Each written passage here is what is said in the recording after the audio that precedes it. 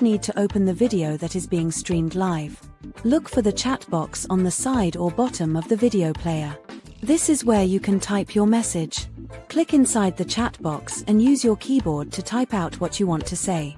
You can type words, use emojis, or even ask questions. Once you've typed your message, press the enter key on your keyboard or click the send button. Your comment will then appear in the chat for everyone watching the live stream to see. If you want to send another comment, just type it in the chat box again and press enter or send. Your new comment will show up below your previous one.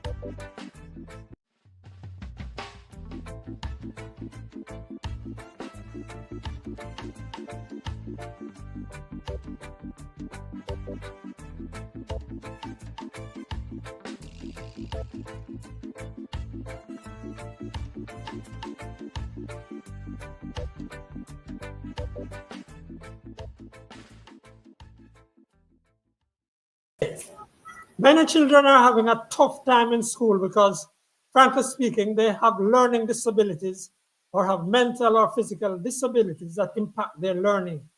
In some cases, frankly speaking, they are being left behind, and in others, they pose behavior and control challenges to already hard-pressed, under-resourced teachers. Today, we are looking at special needs and the provisions made in our schools, in particular to assist and enable children with different abilities or special needs. Frankly speaking, our guests today live special needs. They understand the challenges faced by children with physical, emotional, and intellectual disabilities, and the difficulties faced by those parents of those children. Karen Creary is a trained educator facilitating learning by special needs children. She will share her experiences and perhaps help parents understand how to do more than cope.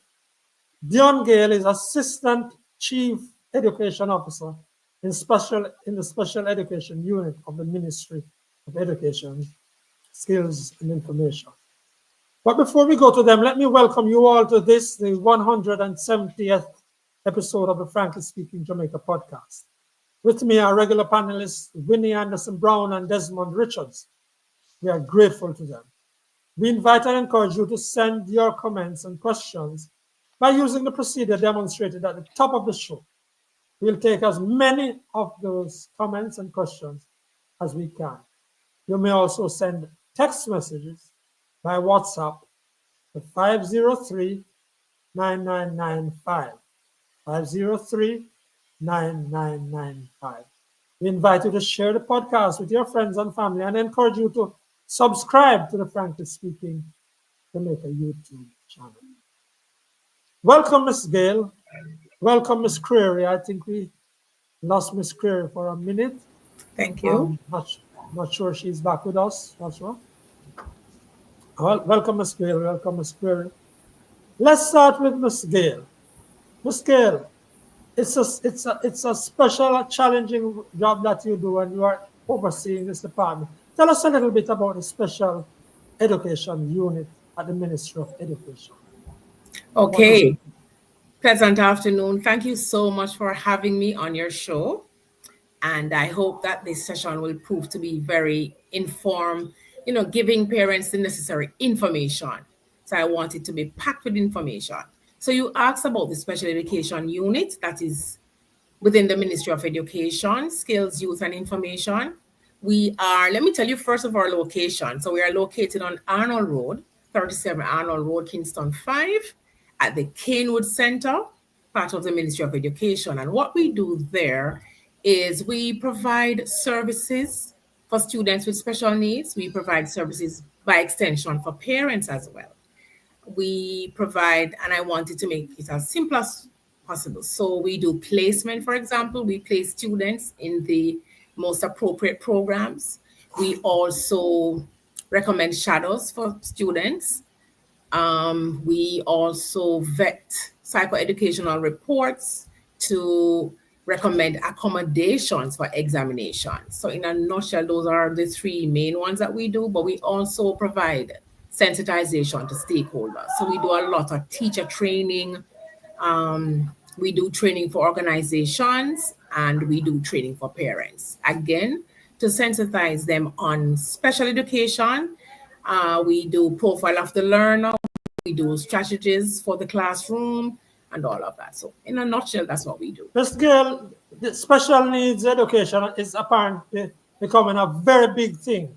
Many people are talking about it, and they're saying that there's a great need for guidance for the general public. And there's the general sense is that there's not enough being done in the schools to recognize, to assess, to determine who are the special needs children. All right. How do you respond to that? All right, here's my response. So from where I sit in the Ministry of Education, I can tell you that we are doing a lot and we continue to do a lot. We are seeing an increase, I'm pretty sure, just like everybody else, an increase in the cases of students with autism, for example. And so we continue to provide space for students. We continue to provide assessment, and I know this is one of the big areas now. And so we are, as we speak, we are looking into employing a full team of the clinical, the diagnostic teams that needs to be in each region, so we can, better provide the service for assessment, psychoeducational assessment for the students, because that's where it begins. So a teacher will suspect, but it's a psychoeducational assessment that says the student is with autism, for example. Here are the interventions that need to happen. So we have to begin there. So we're actively looking at establishing psychoeducational diagnostic centers in all the regions. However, so far, we have the Sam Sharp Diagnostic Center in St. James, and we have the Church Teachers College Diagnostic Center in Manchester. So we are looking now at building out additional centers so that all regions, or 7 regions, will have these diagnostic centers where parents Ms. Gayle, I'm just telling our viewers that we are still waiting on Ms. Creary. We see that she's having technical problems apparently with the internet. And she's a teacher and she has the actual experiences now. But Ms. Gayle, I wanted to point out to you that I have an little attachment to the system at the moment. And it is the most difficult thing, and teachers will tell you that they are waiting for up to 2 years to get children assessed. Up to 2 years. I want to come back to you, but since we have Ms. Creary here, I want to come back to you to answer that. But Ms. Creary, can you just tell us about your experiences with the system and children in the special needs children? Ms. Creary, go ahead. I know you're having internet issues. Ms. Creary, are you hearing us?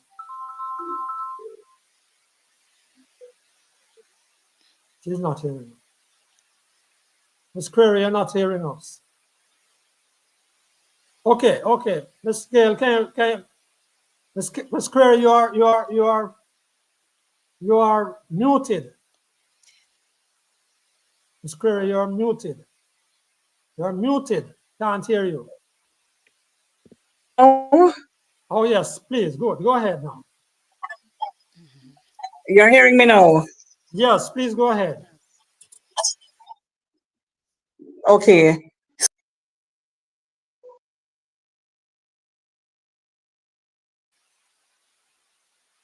Oh boy, we're having some difficulties with hers. In the meantime, we just got some greetings from Jeffrey Ward and Ruby and Ford. But let's see if we can get Ms.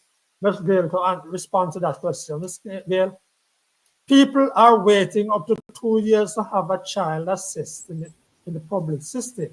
Mm-hmm. Yes, and that is so. One of the reasons, of course, is coming out of COVID.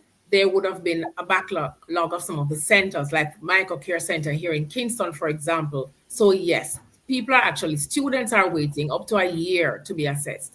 Up to 2 years, Ms. Gayle. I don't want to contradict you on that, but right. Up to 2 years. Okay. It's a long time.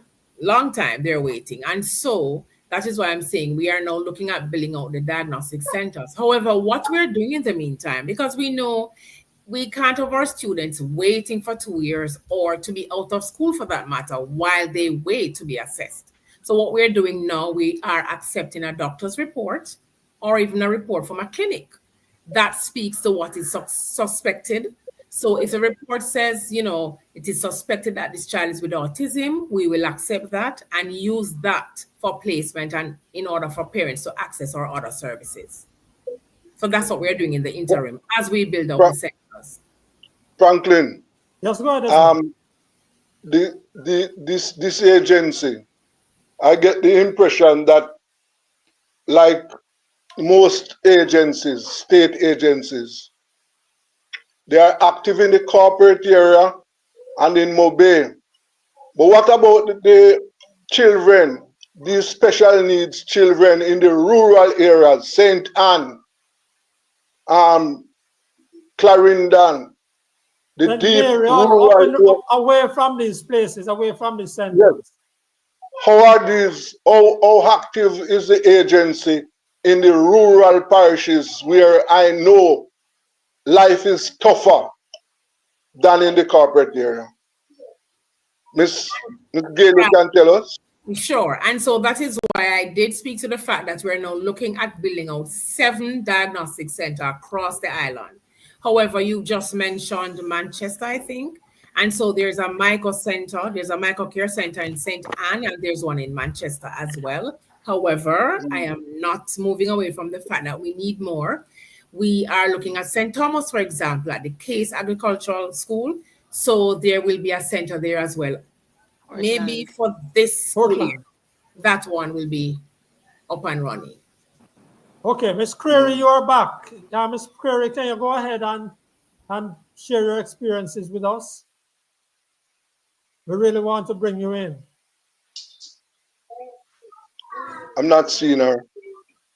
Okay. I'm seeing her there, but we have been a little difficulty. I wonder if Joshua can fix that for her. You know, Miss Gayle, Miss Gayle, one of the issues with the delays in the assessment of children is that while they're waiting to be assessed, they are there in the school. One teacher in a class has maybe 2 or 3 of children with behavioral issues. They believe that these children have learning disabilities. In some cases, they believe it's obvious. And we are told that the ministry says to them, they must not assess the child. They, the teacher, must not decide that this child has learning disabilities. They must just keep going and wait for the assessment. Is that what happens, and do you see the problems with that? I would definitely see the problem with that, but that is not what happens. One, we actually encourage our teachers to access the micro training in order to use the micro kit to decide the reading level of the student. Because we are happy when the school calls to say they are suspecting so and so, and here is the reading level. Because that usually indicates if something is really, if the child is really performing grades below, then we know, yes, this child is flagged for assessment. What we do in a case like that, though, we provide support services to the school. So once the school reaches out to the social education unit, we have special needs coordinators in each region, and that person is tasked. The mandate is to go into the regular school system and to offer special education support. So that special needs coordinator. How often, how regular can people expect that? Let me just do that again. You reach out from school X primary school. They reach out to your unit and they say, we think we have 2 students in grade 3 having an issue with some disabilities.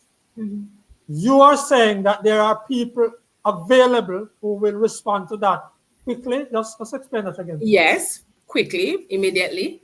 So a response would be done where a school visit would be the next thing in order. I mean, we've had cases where the school called us today and we're there the following day. Because I must share with you, honestly, we are happy when the schools reach out to us. It shows that, all right, so I find that what is happening, a lot of schools will say not a candidate and that the student do not belong here. I love it when they accept the child and say the child can stay and reach out to us for the help. So once they reach out to us for the help, we are there. I mean, how many of those officers you have across the country? 7. Just sense anywhere across 7. the country. How So many? we have 7 regions. So we have 7 special needs coordinators. Seven regions. Yes. So one for each region. So like Yes. St. Anne and Trelawney region 3, you have 1.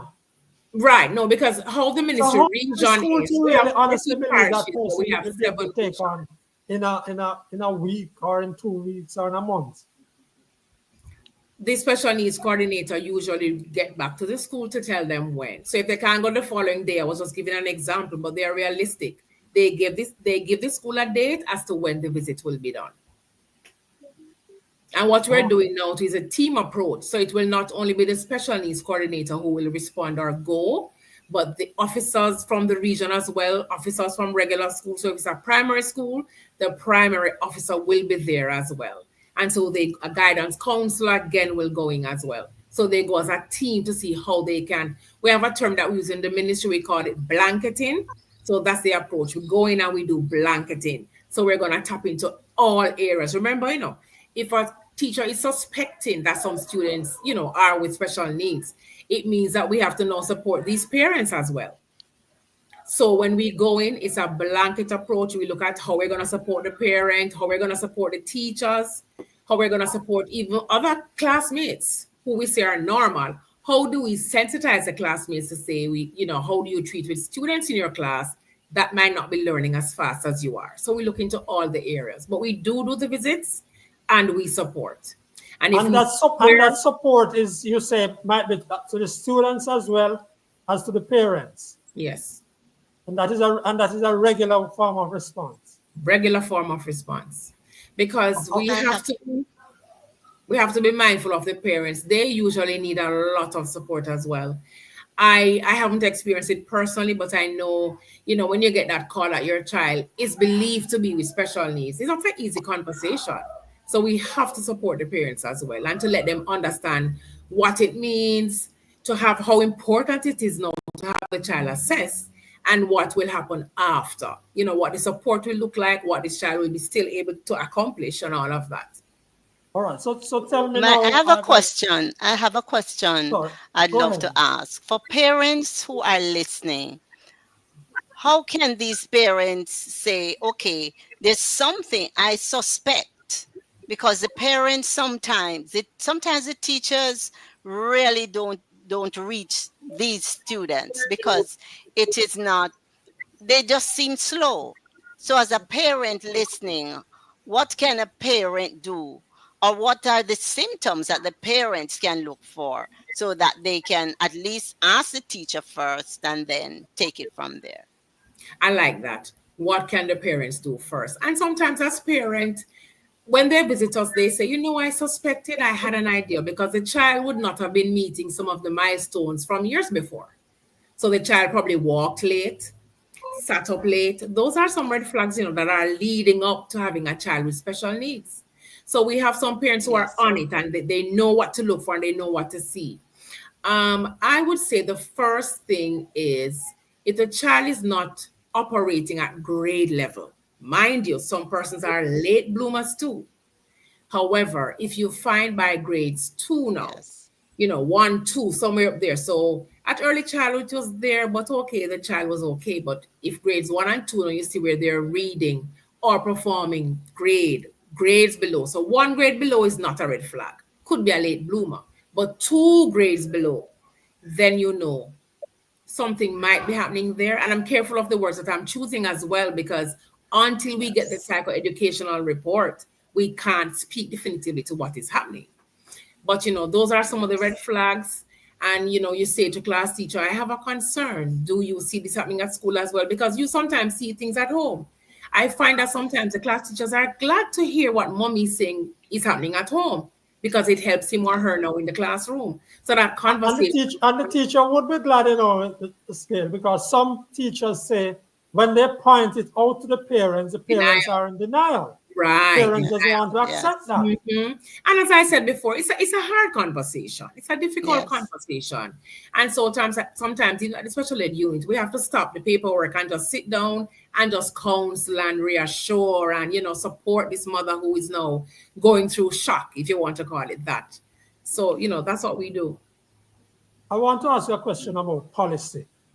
I gather that there's no an argument or a policy that says special needs children with learning disabilities must continue in the same classroom as the other regular students or normal students, whatever you call them, politically correct.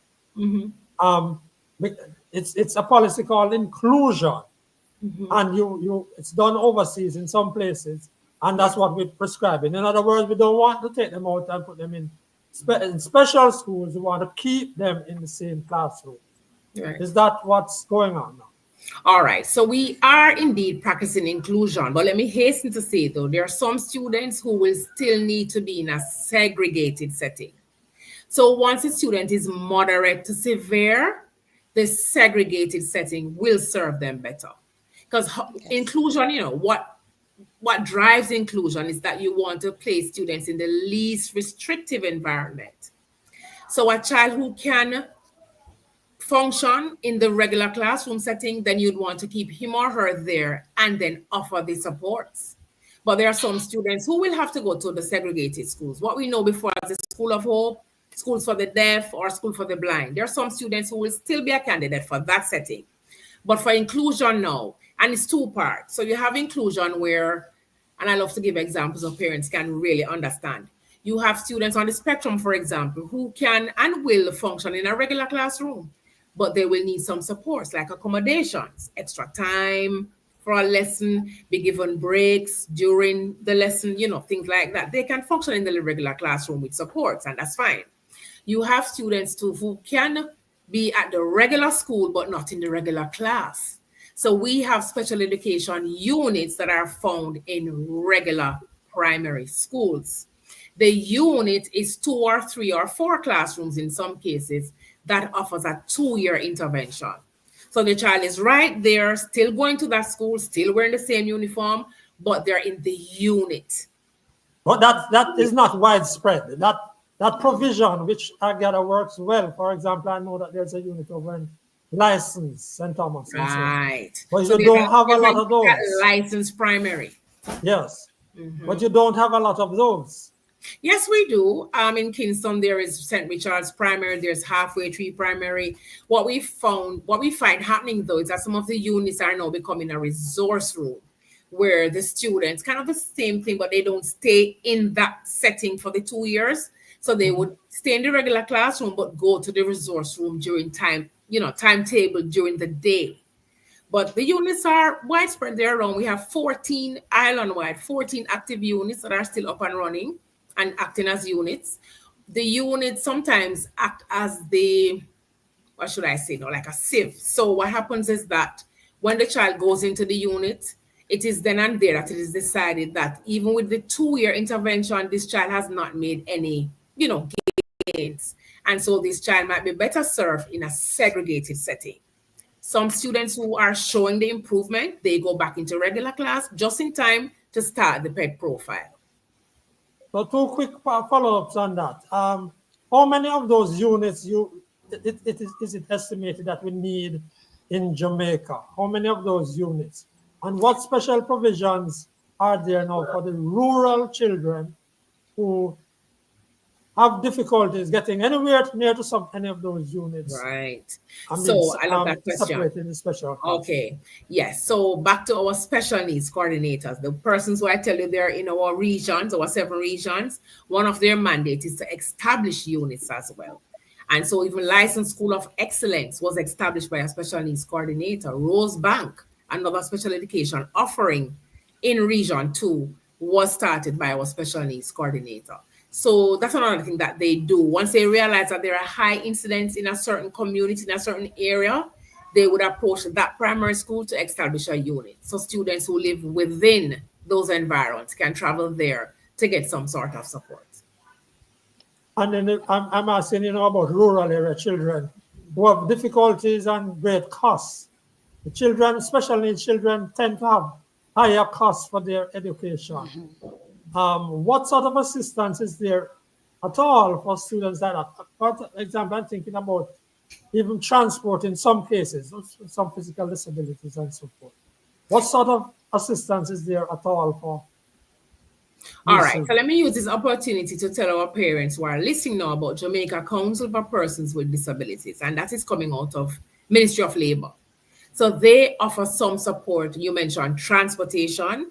So once you are registered with JCPD, that's the acronym, you get that sort of support. So the ministry does the academic side of things, but for social support, that would come out of JCPD. Okay, and that is as far as you're aware, those funds are available. Yes, they are. Yes, they are. They even have a beautiful program where they assist parents in starting up a cottage industry, working from home. Because some of our parents, we have to be realistic, they can't work because a lot of their time is taken up in taking care of that child with special needs. Jamaica Council for Persons with Disabilities, they have a lending. No, it's not lending. They provide you with a startup fund for a home cottage industry, whether you want to start farming or selling food cards from your home, starting a little corner shop, they assist with parents with that. Jamaica Council for Persons with Disabilities, Ministry of Labour. And can you tell us briefly about the shadow system that works now, that shadowing, which is all right. And yes, this one I really want our listeners to get, because I think what I find happening from where I sit, it's like a floodgate now, everybody coming, I want a shadow for my child. As the name suggests, shadow. It should be a temporary situation where this person is assigned to the child to get him or her as independent as possible. So usually, again, we use an assessment, the psychoeducational report, to decide which students are candidate for shadows. However, I just said, if while you're waiting on the report, you can get something from a doctor, from a child guidance clinic to speak about ADHD or the behavior, we are willing to give you the shadow while you wait on the assessment report. The lifespan of the shadow should be for 2 years. However, we have shadows that go beyond 2 years because, for one, if it is a child with a physical disability, for example, in a wheelchair, then you know the shadow is there until they finish school. So we have shadows at a Mona High, for example, that are there all the way up to grade 11. And if needs be, we have a shadow at UTech presently for a student who is in a wheelchair. So the shadow, the lifespan is not short. However, for some students, the point I really want to drive home is that for some students, after 2 years, once you see the behavior is gone or they have improved in their academic, the shadow should become a shadow and fade away, because we want the child to be as independent as possible. So the ministry selects these people who are shadows. No, we don't. No, we don't. Who selects the shadow? The parent along with the school. The parent knows the child better than anybody, you know. Right. And so the parent knows what is happening at home as well. And then what happens when the child transitions to school or goes to school every day. So the parent is the one who identifies the person, and we say in collaboration with school. And then what we do is offer the first set of training.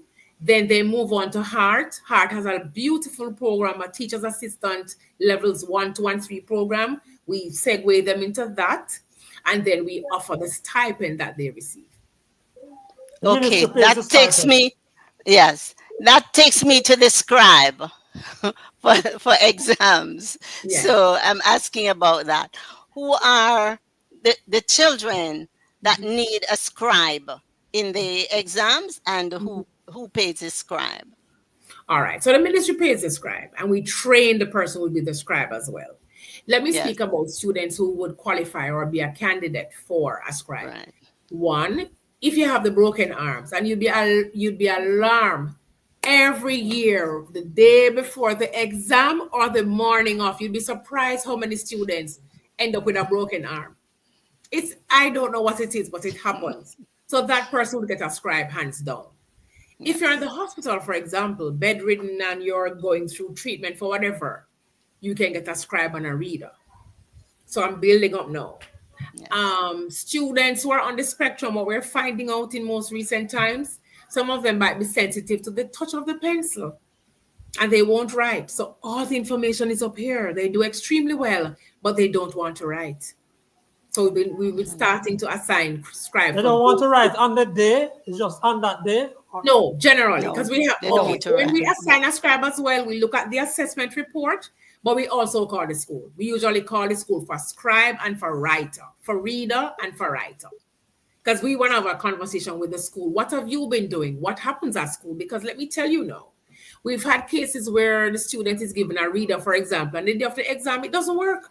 The child has no clue who this person is. The child has not worked with a reader before, and so it can cause, a little situation. I always caution my school and parents, make sure that the child is getting it in the classroom as well. And that is what exam accommodations are actually. You get them in the classroom and then in the exam setting. The first time should not be in the exam setting. So with the scribe, a child who also has a specific learning disability, is called a SLD, in writing, that person gets a scribe as well. Okay. So let me just ask you again, can you identify the, what do you call it, the issues, the cases that you call special ed, needing special intervention? Okay, students. In other words, like you would have the autism spectrum, what goes into what are the issues that people have? As long as whatever it is that's happening with the child, so it might be an academic challenge or a behavioral challenge, whatever is happening to the child that affects the child's learning, ability to learn, then they would qualify for some amount of special needs. Of course, the severity, because all of the special needs, so autism, intellectual disability, all of them come on a kind of a spectrum. So you have mild, moderate, severe. So not everybody who is mild, for example, would need some of these supports. All right. Now, at one point, we heard that about 10% of the population had disabilities. Is that correct with regard to children? And how many of the children do we think are being reached? Because I hear of of a few children in any case who are at home, especially in the rural parts, and are not in touch with school. All right. So that UN data speaks to 2014. I am sure it's more than 10 now. We are seeing increase coming out of CHIKV and Zika, yes. And now since COVID, we're seeing a huge jump again. So I think if UN was supposed to do a study now, it would not be 10%. I'm now thinking that it would be more.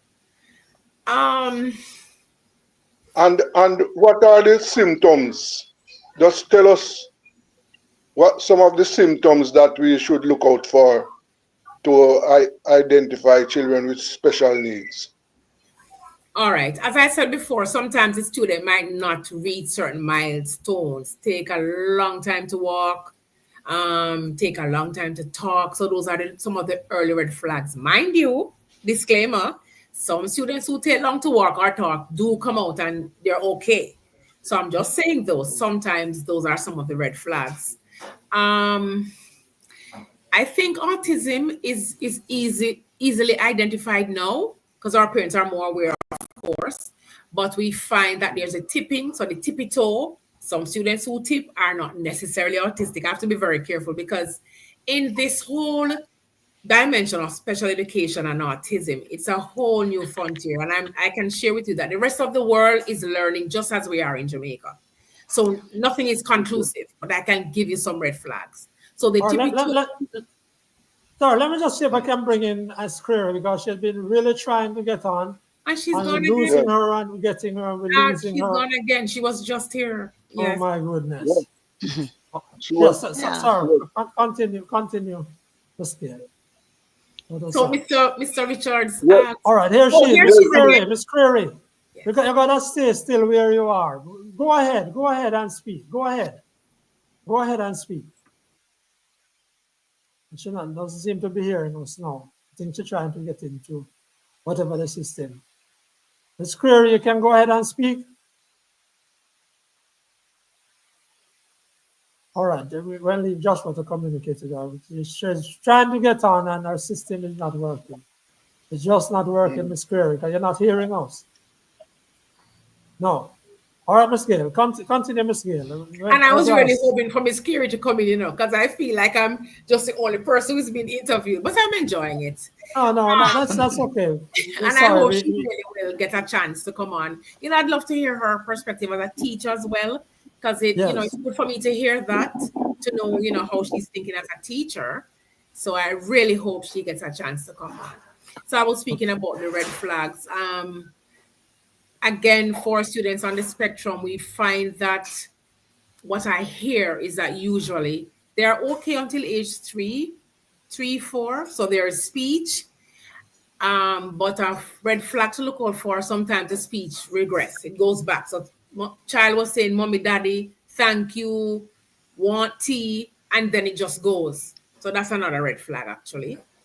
And they're also usually obsessed with something, so they only eat specific things.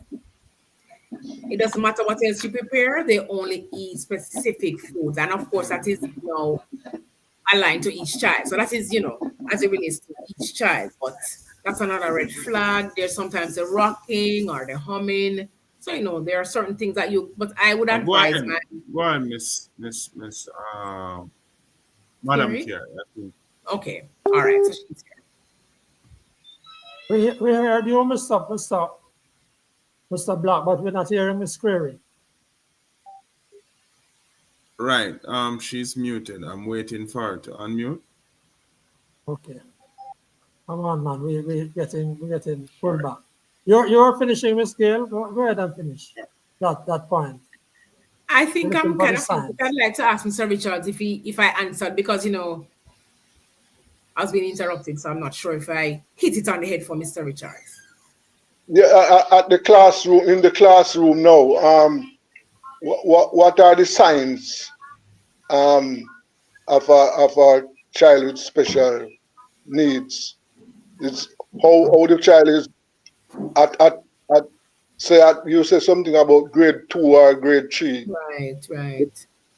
The performance level there, you can use the performance level there to decide whether or not a child is suffering from special needs. Right. And sometimes to behavior, so they can't stay long on a task. So there's inattention.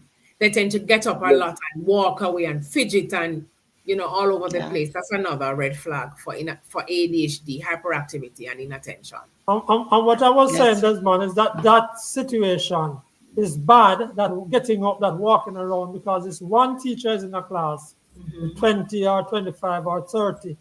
And she's trying to go ahead with the great majority, 28 of them or whatever. And it's one child or two children are being disruptive constantly, sometimes even physical. And the problem is that teacher cannot get the child assessed. In many cases, for a year to 2 years, to move the child into where they need to be great. And that bottleneck, Ms. Gayle, and I know you know about it, and you policy-wise must be dealing with it. That bottleneck is a real great shame of the system. And some of these children are antisocial as well. Yes, they don't play with the other children. Right. I was going to speak to the opposite end now, because sometimes they get ignored because they are very quiet. They're not causing any problems. So teacher says, okay, not really bothering me. So that child is fine. But that can also be a red flag. The child is not performing. The child is a slow learner. And so they just sit quietly and they are, behind, still grades behind as well. So what proportion of the special needs population then you think, Ms. Gayle, are being reached, is being reached? What proportion or what percentage of them? I can speak to the numbers that come to the unit.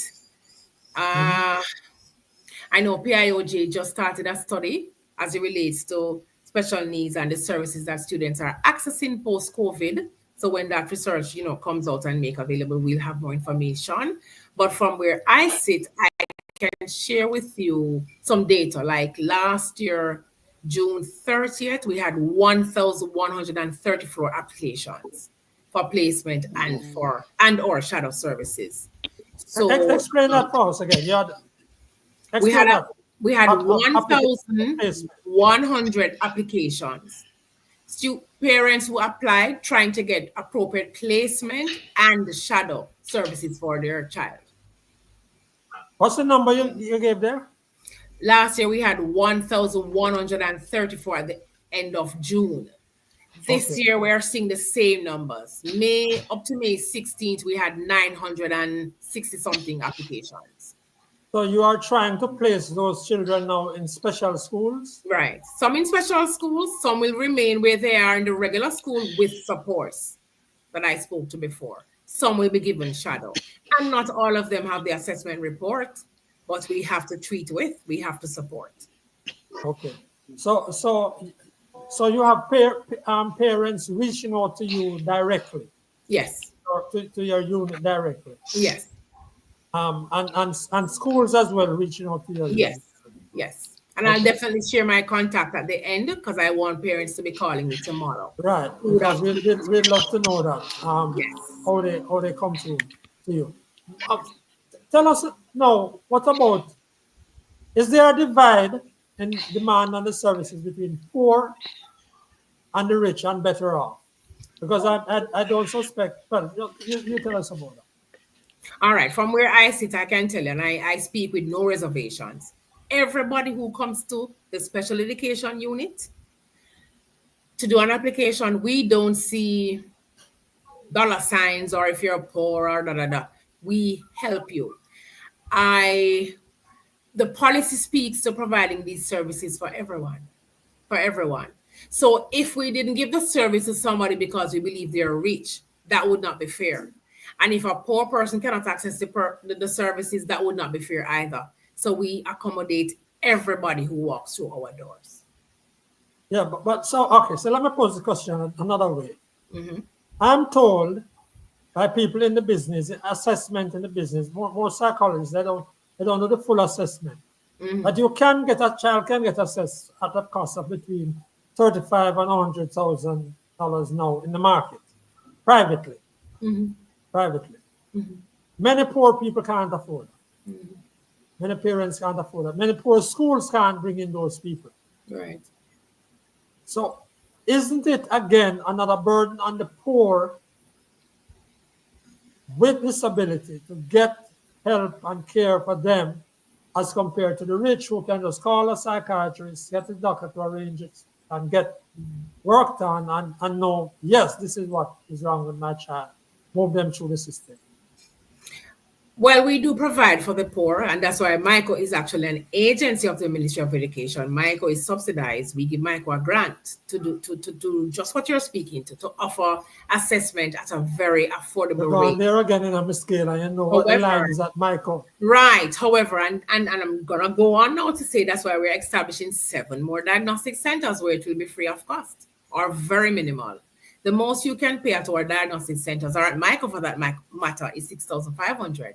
And you get a concise report. That's what is important now, because you find we have parents who come to us with the private assessment, and I'm talking about 4 pages, 5 pages.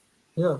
So I normally tell my parents you join the line at MICO because you're going to be getting a concise, a very detailed report. And I want to ask you about training now of special needs teachers. Mm-hmm. What's that situation now? The training of the teachers to go into the classroom and to go into those special schools. Okay. All right. So we have 3 of our main teachers' colleges offer the special education course. However, something that is happening that nobody has any control over is teacher migration. Yes. We have no control over that. It is what it is. As a matter of fact, I think we should start marketing our teachers and become a training hub for the world, because they love our Jamaican teachers, and there's nothing we can do about that. Ms. Gayle, I know a teacher who told me this week, in preparation for this discussion, and I'm going to question at you. I've seen Winnie's out of school for the moment. No, I am here with a question from the from the listener. I was Go ahead, Winnie. muted. Go ahead before I throw my question. Everton Wallace says, what kind of resources does the government give these institutions to facilitate these tests? That's from Everton. So our diagnostic centers are given a grant in order to purchase the instruments to facilitate the testing. Tell us again, Ms. Gayle. The Ministry of Education, we provide the diagnostic centers, our centers, like the Michael and Church and Sam Sharp, with a grant. And that is what is used to purchase the instruments for assessment. Okay, so you want to go back to the matter of the teacher training. Because I was telling you that a teacher I know has about 4 offers overseas. I don't know if the quality of the training is so great, but she has about 4 offers for overseas. Yeah, man, Jamaica, we do very well when we go away. We do very well when we go away. And so we are losing our special educators. And so what we are looking at now, we have scholarships in place, but we are looking at offering more scholarships to encourage persons to go to the teachers' colleges and study special education. Oh, you're giving more scholarships? Yes, to encourage persons to go and do special education and then remain here, hopefully, for, give us 3 years or 5 years, and then you can always migrate, give back something to us. But how great is the shortage here now? I wouldn't say it's great. And I can safely say that in our schools that we supervise, which is over 91 schools, including segregated regular schools and private schools, there are special educators there. I find that when they leave as well, I know one school in particular, I don't want to call any name, but this school, what they do, they go to Michael and they do a job fair. They shop before September and they get their teachers. So I wouldn't say we have a shortage as such, but the migration, of course, is affecting us. Sometimes what we've had happening in recent times is that come September morning, some schools kind of get a little jolt because some teachers are gone. That you're not going on until September because they want their pay right up to August. So you're not told until in September. So we've had those calls where, the school kind of goes through a shock. They realize, we've lost 3 teachers. But usually the spaces are filled within reasonable time, by October, I should say. Okay, Winnie, there's another comment here from Waveney Walker. Forgive me if I didn't say that first name right. I believe all teachers should be trained to deal with special needs students. Excellent. That is what, and yes, and that was generally a part of teacher training. Yes, that you would have to do learning disabilities, that kind of thing. Every teacher. I personally believe that, Winnie, I can't agree with you. I believe that I'm telling you what I know. Area, such a special area with such, for example, the literature I gather from people is changing about some of the symptoms and the treatment. I believe that you need a whole army of special education people, but they must also be available to what is called the regular school.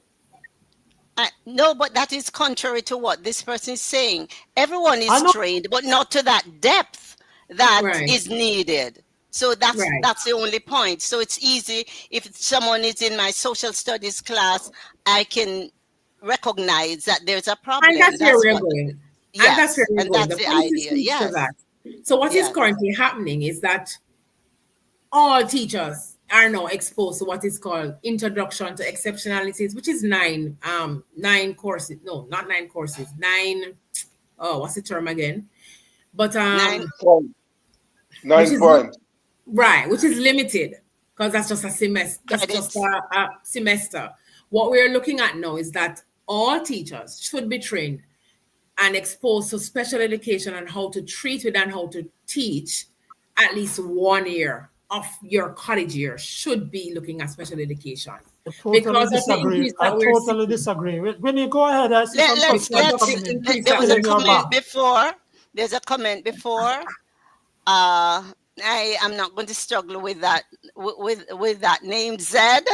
Yes, Everton Wallace we go back to Everton Wallace, who says, Michael does not have all the resources. Michael is so burdened down with all these autism problems. Government is playing around with education. Full stop. That is Everton Wallace. Let's do the other one that was there before. Zed, don't hold me to that. Assuming that children with physical disabilities fall under the umbrella of special needs, what is the ministry doing in so far as retrofitting of the schools to accommodate these children?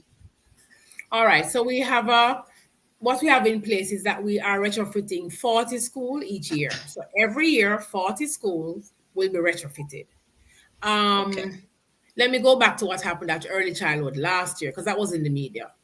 So a child had done her PEP and was placed at early childhood, and we had to, go in and retrofit early childhood to accommodate her.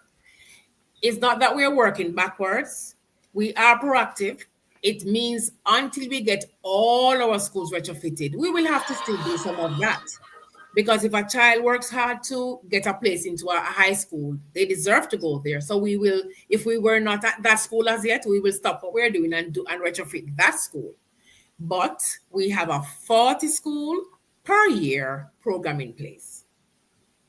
Okay, let's go to Rubian Forbes, who says, what should be the maximum number of students in a special needs class? All right, it depends. I spoke about the units in the regular primary school just now. And so the students who would be in the unit would be mild. So if it's mild, it's 16:1. If you're in a segregated setting like a school of hope, I love to give that example because I think most people can identify when I say that. Right. So it would be 12:1. I know as it relates to American standard, they speak to, and a child with autism is counted as 4. So again, if you have all students who are with autism moderate to severe now, you would only want to have 4 in a class. Yes. If they're mild, then of course the number can be more. So there's no one size fits all as it relates to class size. But if it's a classroom that is catering to students who are mild, 16:1. So that's what's at our primary school special education units. Segregated school, 1 to 12. Franklin, the program is about to end, No, not yet, man. We have a little time. We have a little time. Remember, it's 1 hour. We have a bit of time. You have 8 minutes. Yes. Is Miss Creary here with us? Okay. Yes. Everton Wallace. We're going to close off here. Winnie, can you just take those quick questions? Those quick comments? Everton Wallace. Microcare centers are limited. Before autism, there were children who had learning challenges different from autism. That's Everton Wallace's comment. Oh, that's a comment. Okay. That's a question. All right. Well, Miss Yes, Gayle, that's the comment. Yes. Assistant Chief Education Officer, we want to thank you very much. Can I just give my number? Because I really want my parents calling me tomorrow. So my CUG is 876. Hold on a second. Joshua is making a note of it. Yes, the 876 we know. Go ahead again. 295 7456. 7456. Yes.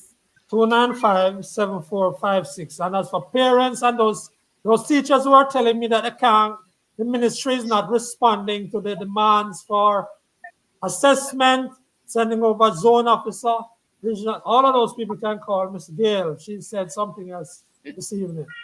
And she's open to you calling her. 295-7456. And those parents who may have children at home and having difficulties and not sure what the school have to offer.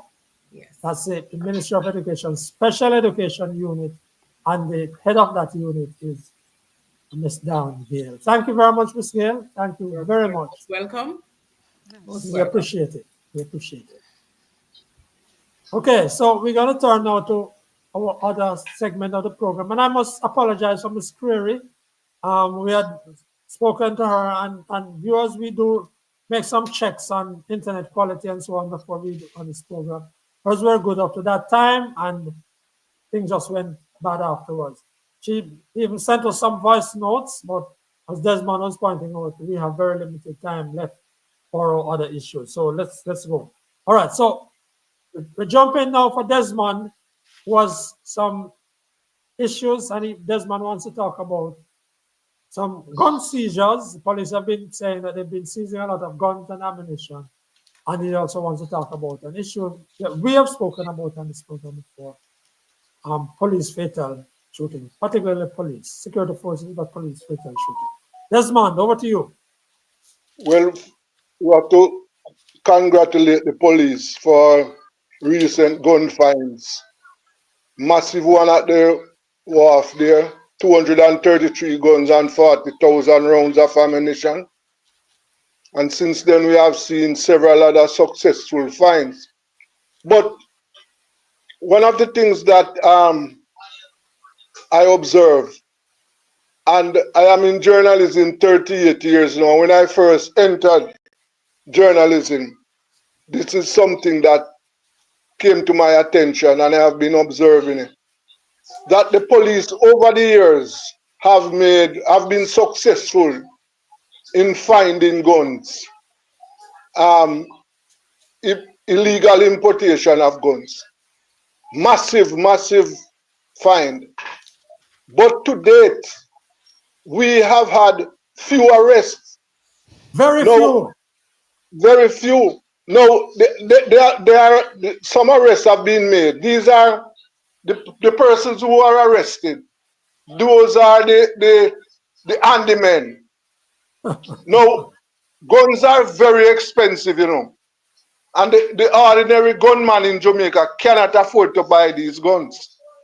So these massive importation of guns, who is buying and shipping these guns? Who is behind it? It must be somebody with money. And what's the intent, Desmond? Is there an intelligence, as far as you're aware, to suggest whether the guns are coming from a source directly feeding into the criminality here and the criminal gangs, or are these guns coming to go on the market for sale? You have any idea at all? No, I don't have any idea. And that is something that I've been trying to find out. What is the reason?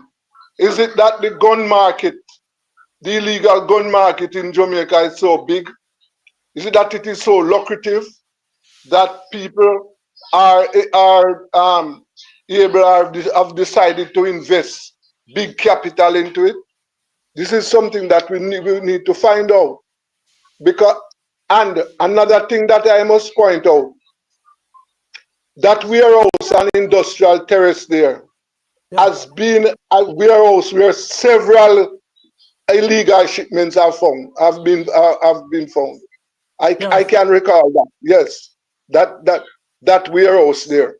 No, but nevertheless, we are glad that so many guns are off the streets, because we know what is illegal. Yes, we know.